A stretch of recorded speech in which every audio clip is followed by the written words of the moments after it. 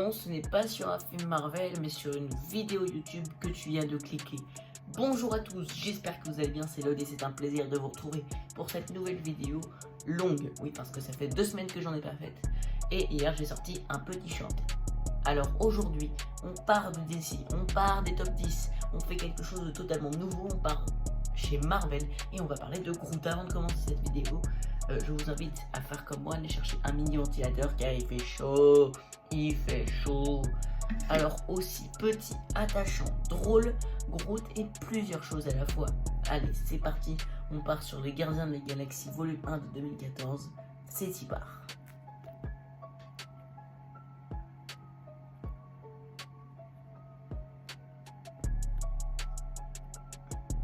Alors, dans ce film, on découvre Groot d'une façon comme une autre, j'ai envie de dire. Il boit de l'eau à la fontaine.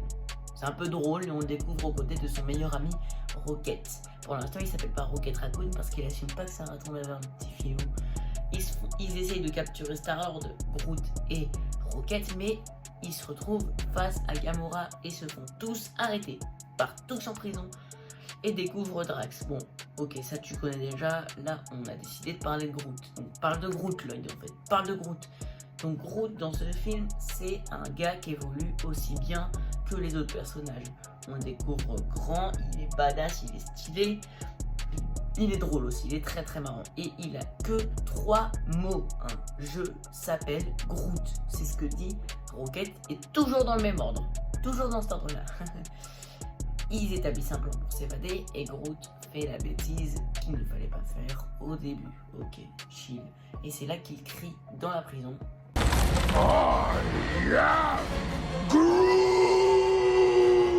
Ils réussissent à s'évader et là, pas grand chose à dire puisque le personnage principal c'est en réalité Star-Lord. Groot c'est un personnage secondaire pour l'instant, mais vous inquiétez pas, il aura son heure de gloire, mais on n'est pas encore. Groot c'est vraiment quelqu'un de drôle, d'émotif, de courageux, c'est un arbre. De base c'est juste un arbre et James Gunn on a fait quelque chose auquel on s'est tous attachés. Surtout à la fin, dans cette fameuse scène. Je vais vous faire pleurer mais j'en ai rien à faire.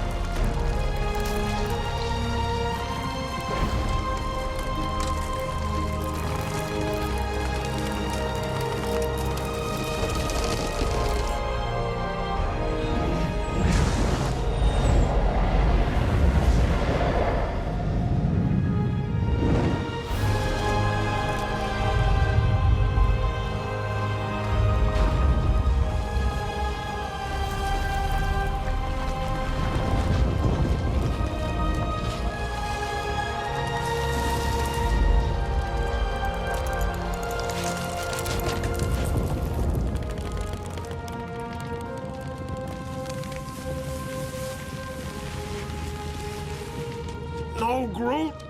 You can't. You'll die. Why are you doing this? Why?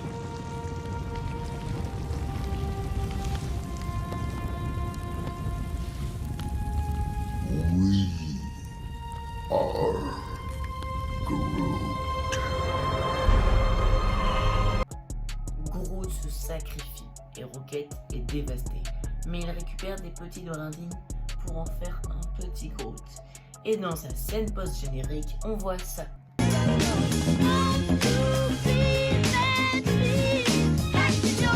Groot qui danse sur les Jackson 5. Et donc c'est parti, jolie transition pour passer sur les Gardiens de la Galaxie volume 2. Dans les Gardiens de la Galaxie volume 2, on découvre Groot qui est plus petit. Et oui, parce que du coup il a grandi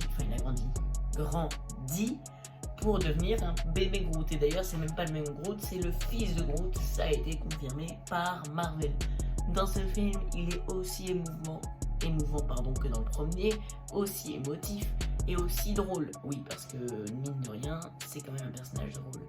Il fait confiance à Nebula, il la libère alors que les Gardiens de la Galaxie avaient galéré pour les coincer. Voilà, tout simplement. Super Groot, bravo, on t'applaudit Groot, tu as libéré une méchante. Ils sont capturés par les ravageurs qui ont la rage contre Yondu, qui les a trahis parce que Sean Gunn, qui est Kraglin du coup, a pété un câble en disant c'est Pas juste pour vous arrêter jamais couilles, ça fait plein de bêtises et nous à chaque fois qu'on fait un truc, vous nous criez dessus. voilà, il fait le jaloux et du coup Taserface Taserface devient le chef des ravageurs et il dit que Groot doit devenir leur mascotte. Bon, pauvre Groot, vous allez me dire, et oui, vous avez raison, pauvre petit Groot qui se retrouve dans un truc plus grand que lui. LOL. Donc, ils font de Groot leur mascotte, pauvre Groot encore une fois, mais bah il n'en peut plus lui, bah oui. Il va voir Rocket et Yondu qui sont emprisonnés après une conversation entre Rocket et Yondu qui était un peu triste. Bon bref, autant pour moi. Yondu demande à Groot d'aller chercher une crête. Il ramène un tas d'objets différents, dont un pouce d'orteil, un orteil. Mais il finit quand même par trouver grâce à Kraglin qui finalement... il est plus d'accord avec Taserface, hein, bah ouais, ça change de discours d'un coup, Kraglin. Bon, Groot, Yondu, Rocket et Kraglin s'évadent. Groot réussit à tuer une personne sur une quarantaine. Bon, c'est pas mal, vous allez me dire pour un petit. Et oui, vous avez raison, c'est très bien. Mais voilà, ça reste cool, stylé, tout ce que vous voulez. Mais bon, on n'est pas sur le prime de Groot non plus, c'est normal, on est sur le fils de Groot. Ouais, c'est totalement ça. Bon allez, c'est parti, dans la scène post-générique on voit Ado et c'est là qu'on bascule sur Avengers Infinity War.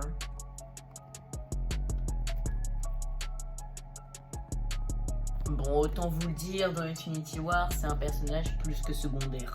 Il sert à pas grand chose, mais il sert quand même. Il suit Groot et Thor dans la forge de Nidavellir, l'étoile qui a forgé Mjolnir. Parce que, je le rappelle, Thor s'est fait écraser son marteau par sa grande sœur.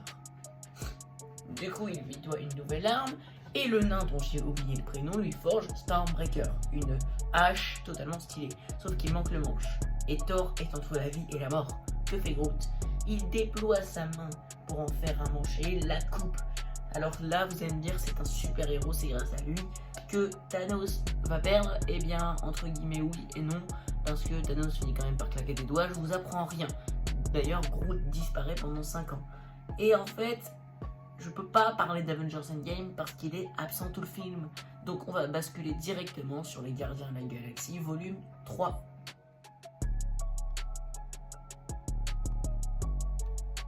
Groot est devenu beaucoup plus grand, beaucoup plus massif, et on l'avait déjà vu dans les Gardiens de la Galaxie, joyeuse fête, mais encore une fois, c'est trop petit pour en parler. Lol, bébé Groot petit, vous avez compris. Donc il est badass, mais il a pas tant de scènes que ça. Il se fait éclater la tronche par Adam Warlock, et ils vont confronter avec Star-Lord le maître de l'évolution, qui est l'un des meilleurs méchants du MCU. Je ne veux rien savoir. Franchement, c'est l'un des meilleurs méchants et ils vont l'arrêter.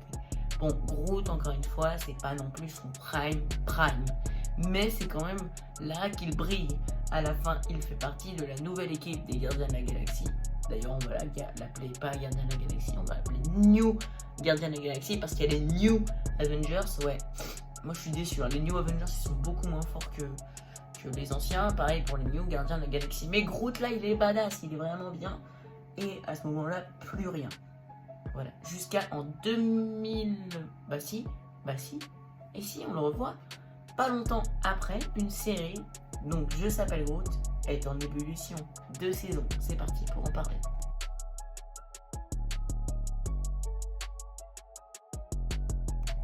Bon, cette série elle est exceptionnelle et franchement, bah, je la kiffe. La preuve, j'ai un poster qui me vient d'une amie. Franchement, je kiffe cette série. Et c'est normal, qui n'aime pas Groot? Je vous invite en commentaire à me répondre qui n'aime pas Groot, parce que franchement ça m'intéresse de savoir qui n'aime pas Groot, parce qu'en vrai Groot tout le monde l'aime, personne ne peut ne pas l'aimer, c'est totalement logique. Il est petit, c'est le centre cette fois-ci dans la série et il y a tellement de choses qui se passent. Le meilleur épisode c'est le 4 de la saison 1 quand il se fait pousser des feuilles, c'est trop marrant. C'est marrant, mignon, c'est stylé, c'est... Que dire de plus. C'est la meilleure des séries possibles. Groot est à son prime, à son maximum. Il se bat contre un bonhomme de neige fou qu'il a créé lui-même. Ok,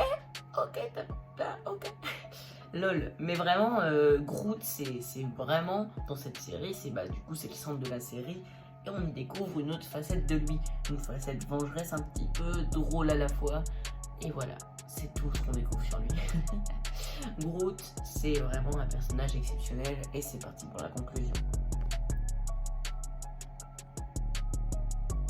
Donc pour conclure, Groot c'est un personnage qui a autant évolué dans l'univers Marvel et il aurait très bien pu ne pas évoluer parce que, on rappelle, avant les Gardiens de la Galaxie, personne n'y croyait parce que c'était trop surcoté chez les BD, les Gardiens de la Galaxie, c'était pourri. Même dans le jeu Lego Marvel Super Heroes 2, on n'avait rien des Gardiens de la Galaxie. Groot, il a fait sa première apparition je sais plus quelle année, mais tout le monde avait beaucoup apprécié, c'est normal, c'est un très bon personnage, mais bon, il n'est pas non plus très charismatique, ça reste un arbre, je le rappelle, ça reste un arbre.